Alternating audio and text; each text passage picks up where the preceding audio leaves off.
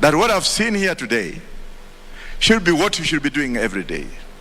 What I've seen here today should continue after the 9th of August. When we take over the government, we are going to inherit a very, very huge debt. Don't you dare be told, and let truth be told today. Some people are saying that in the first 100 days, they are going to do this, they are going to do that. As we are inheriting problems, we are inheriting deficit, we are inheriting financial disaster. The issue of happiness should not be there. Let us rejoin ourselves. Let's look into ourselves. Let's look at ourselves in the mirrors. What kind of government are we inheriting? We are inheriting a bankrupt economy. And for the first 100 days, not 100 days, 500 days, or let me say 6 months, or let me say probably 1 year, we are going to have to work very hard. It will be a period of tears. It will be a period of not ululation, not harmony, but a period of disaster. Because we shall be like, now, where do we go from here? Do we continue borrowing, or do we sacrifice to have what we have? I'm going to sacrifice my gold, the one that my daughter bought me when she passed her exam. I'll sacrifice this. We'll put it somewhere and melt it to cure the disasters of this country for the first 1 year as we grow hemp. We are also going to look at judiciary. We are also going to look at the judiciary, and we shall ask ourselves, why were these laws made, and who made this law, and for what purpose? Were these laws made to injure and punish the poor, to have them last in poverty?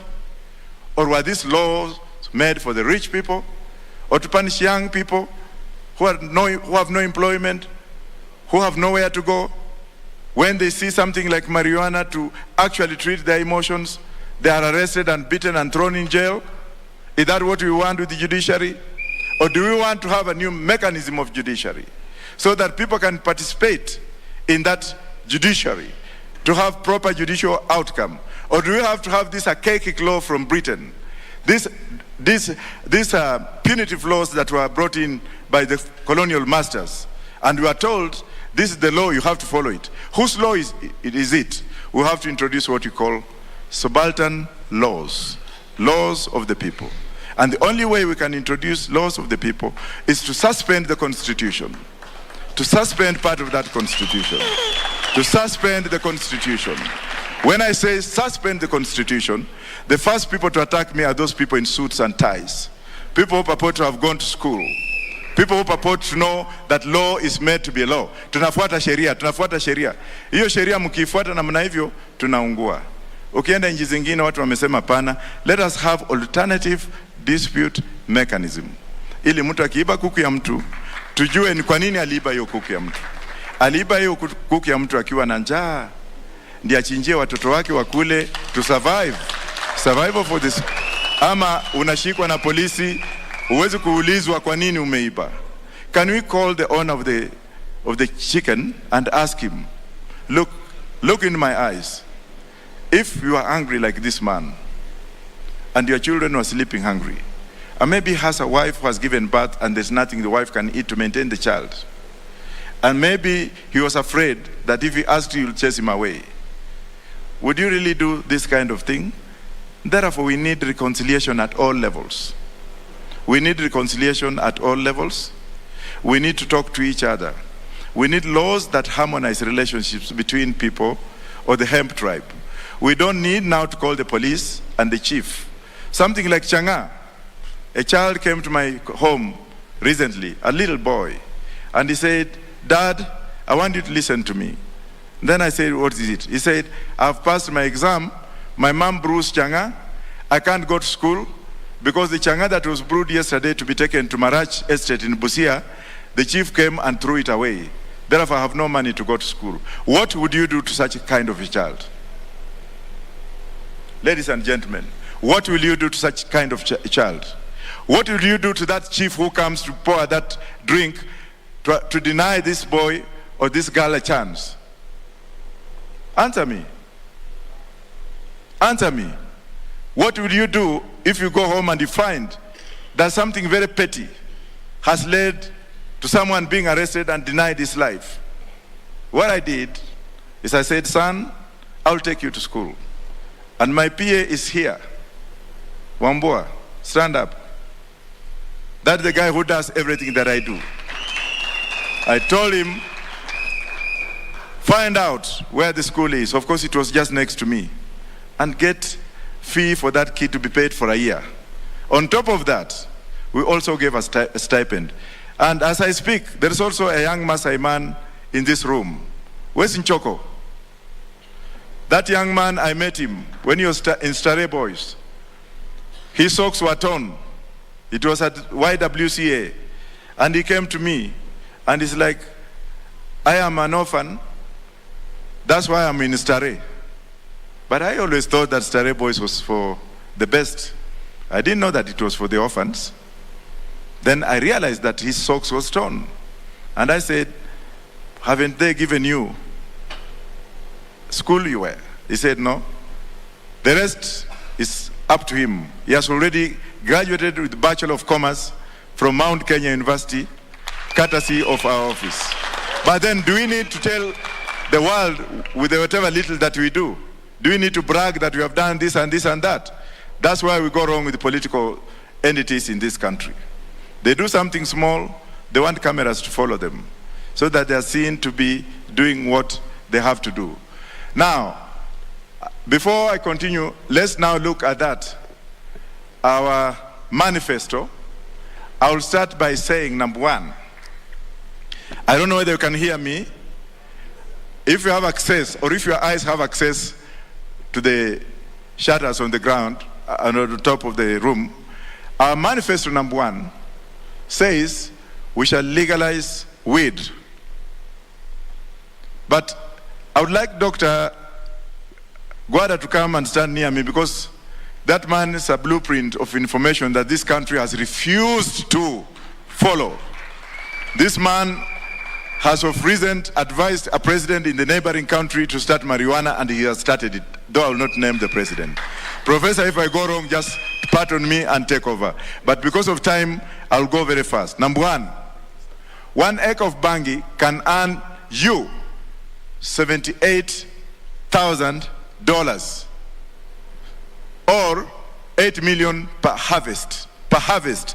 A harvest takes only 6 months. Now, if you have to harvest, that is 16 months, you earn 16 million. Of course, it will come with the tax implications, so that you can raise money and revenue for the government to continue with what it ought to do.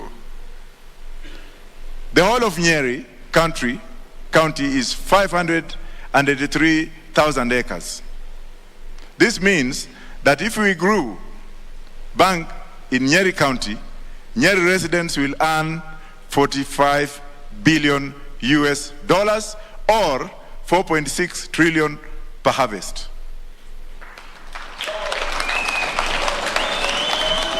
Kenya today owes China, or the debt we have today is $10 trillion. Mengine unaweza kujijazia. What happened? Is that where where's number one? Where's number one? I thought we started with number one. Yes.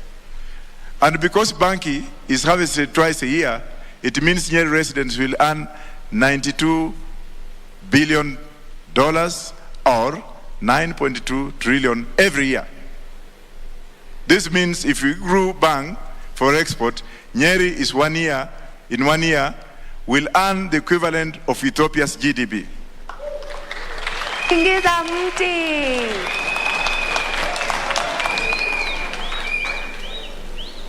If we grew bang in Nyeri alone, as you see, each Kenyan could get a dividend check. In Nyeri, each Kenyan would get a dividend check of 200,000 Kenya shillings every year from the sale of bangi. That's Nyeri only. That means that we shall be very happy with that amount just from one county. Semeni haleluya. Kila mtu atakuwa anafanya nini? Ana pesa yake. Tingiza mti. Utakuwa na bodaboda ya nini?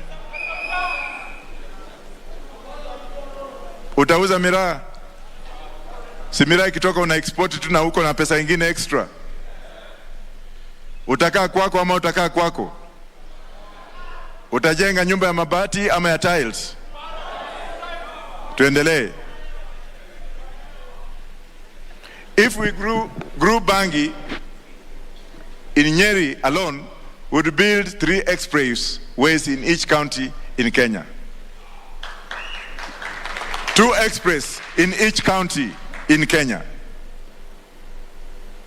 If we grew bangi in Nyeri alone, Kenya could buy Bill Gates and Microsoft in just 2 years. Tingiza mti. Canada, last year alone, of 75,000 acres, harvested 486 billion US dollars. And you see all the drones you see flying here and there, they are made up of fiber, which is from hemp.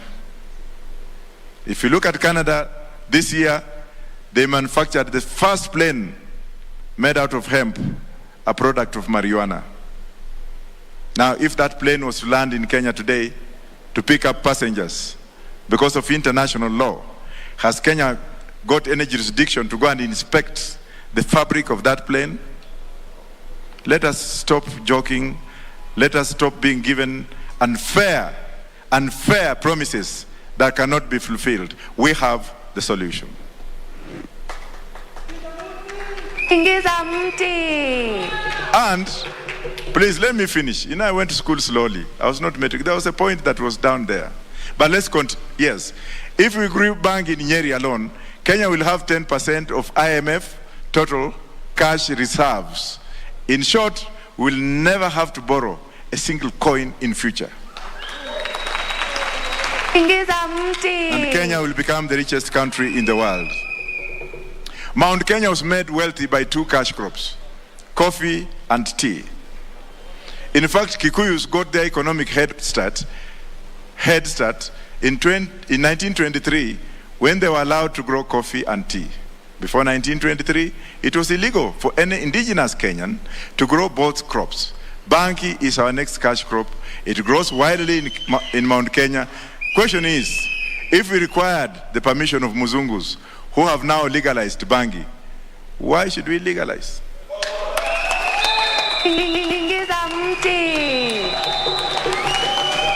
We have punitive laws. We have punitive laws which were imposed on Kenyan parliament through foreign aid, NACADA.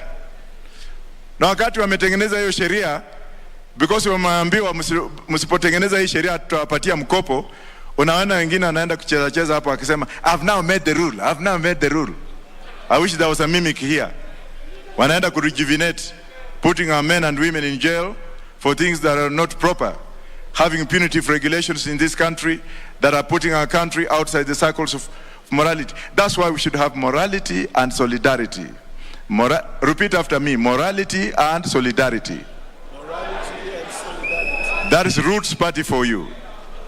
But for the others, and repeat after me, is morality and is solidarity and immorality.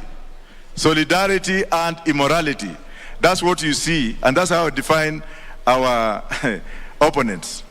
Because they are in solidarity with immorality. They are telling us lies, package of lies, package of lies. They are not telling us how. We are telling you how. And that is the truth. It takes a man like Daktari here, who first of all started this crusade, went to the Senate twice, was thrown out because the pharmaceutical companies that I'm opposed to, who make medicines, have got what we call the lobbying skills. When they hear that Kenya wants to legalize Bangi, they will call in the ministers concerned. Can you come for a talk in Britain?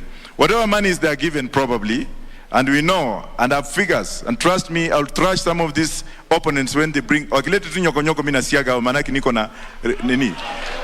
yeah, you get them with bank accounts in Singapore. In Singapore, and I know who has money in Singapore and Dubai. In Singapore, so long as you can pay taxes on monies that you take there, that becomes legal. The wash that we know, the monies are taken to Singapore, they pay 15%, and then they bring it through Dubai to this country. Some of those opponents, let me tell you this, because I have the information, have staffed companies in Dubai to wash money. When the time for hanging comes, I will hang those ones when the laws are there. Tingiza mti. Tunataka kila mtu atuambie, including myself, ni pesa ngapi uko nayo? Hizi nyumba unaishi ulitoa wapi? Hii magari uko nayo umetoa wapi? Hii watoto wako kila wakati wakiwa wagonjwa naenda ng'ambo unapelekanga namna gani? Hii uongo unatudanganya kila siku unatudanganya kwa nini? It's up to you guys to ask. It's my humble opportunity to exercise. It's my humble opportunity to exercise your right to vote. To guard that vote, as Mr. Kanye has said. Mr. Kanye that you saw there is a world scientist. He has worked for NASA in the US. He's a statistician. Very humble man. And probably that's why Justina chose him. Because if you look at Justina, umeona kama amechoka kwa uso? Umeona kama amechapa? So huyo mnaweza kumwamini na wasichana wenu. That's why alichukua kwa kamjamaa. Nafikiria hiyo ni mambo tutaongea baadaye. Number 2, snakes. Snakes. The Bible says that a snake, which they call a serpent, was a very brave animal. Inaendelea kusema kwamba hiyo ndiyo ilidanganya Adam, Eve. Na hiyo ni story zao, hataki kwenda in between, because kunasemekana kwamba kulikuwa na matunda ilikuliwa huko. Na watu wengine wakakasirika, ndio kwa maana watu wakaanza kujiona uti. Like the kind of snake I'm talking about, ni ile snake yenyewe, original. Hata mimi, nikiwaonyesha hivi journalists, hii yote ni majeraha ya python, when I was a young boy. How it really squeezed me to swallow me. To swallow me when I was young. Thank God I'm still alive. So I know the dangers of the snake. But the good part of it, the good part of that snake I'm talking about, is that it's carrying something in it. It is carrying something in it that is very productive, that will give us $1 billion US per year. Na mimi nataka watu wachanuke tafadhali. Tumezoea ile lugha ambayo tunafundishwa kila siku for the last 50 years. Tukiambiwa kitu kama hiyo wengine wanakimbia, na wale bloggers wa ule mwingine. Wale bloggers wa ule mwingine ambao mmechukua jina yangu kuongea on my behalf. Endeleeni tu, lakini your lies will soon be disapproved on the 9th when I take over as the president of this country. Tingiza mti. Wengine wanajiita at Professor Wajackoyah kwa Facebook. Ile kizungu wanaandika haki ya Mungu kisoma, unajijazia. We will rear snakes. Can I come back to my snakes, please? Allow me to go the way I am. I'm a professor of law. We will rear snakes. If we did snake farming, each venomous snake farmer will earn an average of $6,000 or $600,000 per vial antivenom. Kadogo tu hivi na nyonga kidogo kanatoka chui kanaingia kwa chupa. Ako peke yake is 600 Kenya shillings unaweka kwa mfuko. Unaiwacha inaendelea. Alafu inasemekana hapo ya kwamba, for example, a cobra farmer will make $6,300 from a vial of cobra antivenom. If you harvest black mamba antivenom, a Kenyan farmer will take $5,300 per vial. Supposing you have 3 snakes. Nyoka 3 tu. Na mtaonyeshwa kuvuga. Mtaonyeshwa how to keep them. You will be shown, because the government will give you money from ganja to put a proper infrastructure. Tingiza mti. Here you are a ganja farmer. Na unaweka uchimani ya nyoka kule kwa ganja, ndio mtu asije kukuibia usiku. Alafu una harvest both sides. Will you not be happy? Will you not be happy? Therefore, ladies and gentlemen, I'm telling you, that we have wealth. We have wealth in our country. We don't need to depend on these people anymore. You heard the Rastafarian saying here. They said something about Patricia Lumumba. They talked about Haile Selassie. They talked about freedom of emancipation from slavery. When we look around ourselves and we ask ourselves questions, for how long are we going to be dictated upon? For how long are we going to be unemployed? For how long are we going to be told lies? Kazi kwa vijana, alafu napewa wheelbarrow na kijiko. So mmepewa hiyo. Alafu naambiwa at bottom up ikienda juu na wheelbarrow. Na wewe umesoma kizungu, wewe umesoma kwa university, unaenda nyumbani, unaambiwa ati sisi tutakupanga, ati kina boda boda, kina mama. There will be no mama mboga in our government. Kila mtu atakuwa ni enough. There will be no wheelbarrows in our government. Kila mtu alikuwa enough. There will be no hypocrisy in our government. Kila mtu atakuwa enough. There will be no lies. There will be no lies in our government. Kila mtu atakuwa na yake. There will be no theft in our government.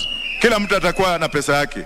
Ukienda Greater Somalia, which hived itself from Somaliland, or let me say Somaliland Republic, kulikuwa na mambo mengi ya shifter na gorilla na nini, lakini saizi ukienda huko, you can leave your money safe. You don't need to have a bank outside na unalala kwako. Lakini hapa mtu anakuibia, alafu anakuja kukuambia wheelbarrow. Mwingine anatoka huko, anakuambia I'll give you 6,000. What can 6,000 do to you? Surely. What can 6,000 do? I'll give you 6,000. Nawe mwenyewe tuambie ile pesa uko nayo ulitoa wapi? Wewe tuambie kila siku your family ndio wanaenda bunge wanakuwa hii na come on Kenyans, wake up. My brother is here. He's not even a member of the Roots Party. Where is he? Hey, can you stand up? Yeah. That's my brother, anaitwa Muzito Warumba kwa small radio station kule Bungoma. Lakini yeye namtreat tu kama nyinyi.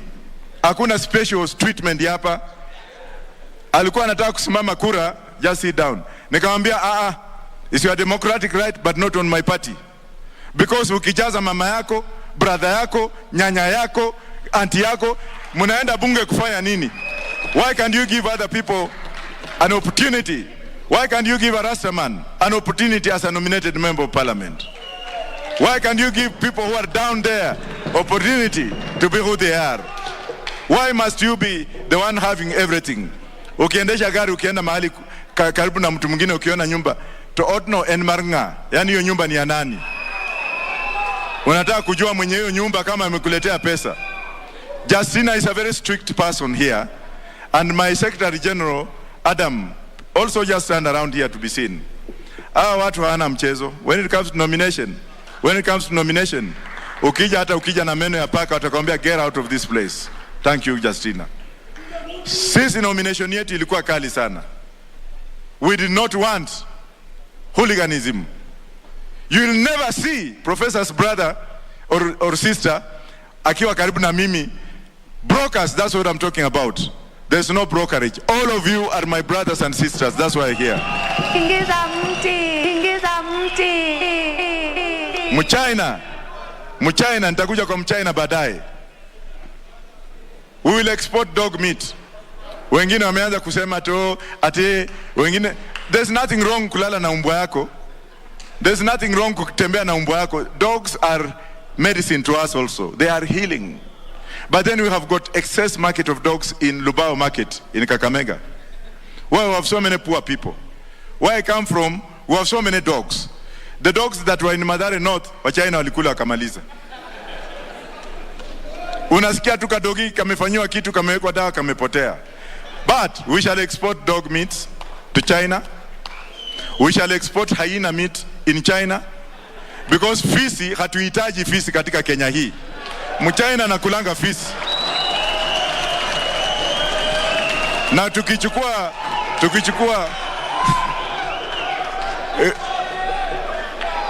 mimi nasikia 1000 fisi 1000. Fisi 1000 wanaume wako na makende 2000. Na mimi nasikia hiyo makende ya fisi ni dawa kwa China. Let's speak it the way it comes. Kwa hivyo hiyo makende iko na bei mingi sana kushinda hata ganja. Kende moja ni karibu milioni 6. Kwa hivyo we shall export makende ya fisi, dog meat, pamoja na fisi. Tingiza mti, tingiza mti, tingiza mti.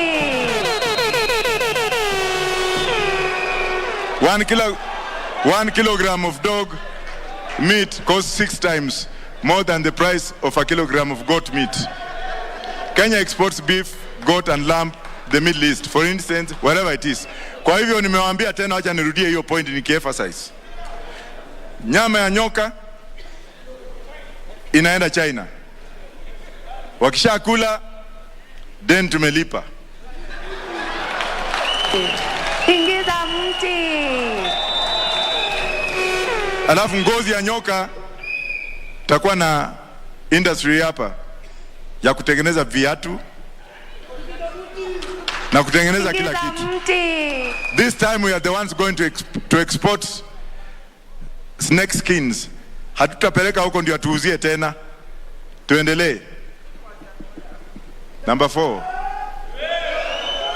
Haya, hapa nataka mnisikize vizuri. Hapa nataka mnisikize vizuri. Kuna mtu anaitwa Kemsa. Kuna mtu anaitwa Kimoror Dam. Kuna mtu anaitwa Kura. Kenya Rural sijui nini roads. Tunajua hizo contracts nani wamechukua na kawagawanya. Family ngapi? 3 tunazijua. Niseme nisiseme? Haya. Tuna procurement issues na my sister here has a masters in procurement. Ikitokezea mahali kuna familia ngapi? 5 ambazo zimegawanya Kenya. Mimi niko na solution. Because hatuwezi kufanya hivi kila wakati mtu anatoa pesa. Anakuwa the most revered faithful, naenda kununua Mungu ndio akulinde na pesa za wizi. Mungu hatakubali mwizi aende amununue. Hata Yesu mwenyewe alikataa kununuliwa alipoonyeshwa ati in my kingdom hiyo yote ni yangu. Hii mikate iko hapa, kuna tudemu hapa, namna hii na namna ile, inama chini unipigie magoti. Yesu alimwambia huyo mtu alisema nini? Mnasikia hiyo ni yenu. Kwa hivyo hapa kumekuwa na watu they just take no discipline in our society, especially in those who are in social fabric, who are bound to bring social relationships within people. If you see somebody who is meant to cure you emotionally, psychologically, and bring you back to fold, taking stolen money without asking the source of that revenue, taking stolen money, buying himself a candle and enriching himself. The same way somebody tried to bring 200 million to me. Ati nichukue hiyo pesa ndio niende ni campaign kwa opponent yake, ndio opponent yake aanguke. Imagine what would have happened to all of you who believe in us. Ninunuliwa na pesa kidogo ndio sasa ile furaha mko nayo iende chini. Nitatembea Nairobi, simtaninyonga. Simtaninyonga. I am on the ballot to do that. We shall hang those people when we put legislation in place. When we suspend the constitution, part of what we are going to ask them is, can we revert to death penalty? Or can we hang them? Because in China, when you steal in China, they hang you. In Japan, when you suspect yourself to have stolen from the government, you commit suicide. In Britain and America and Germany, they take you to jail. But in Kenya, you go to parliament. That is why you see a lot of punitive laws from Nakada, punitive laws and proclamation from those who believe that. And also close loophole.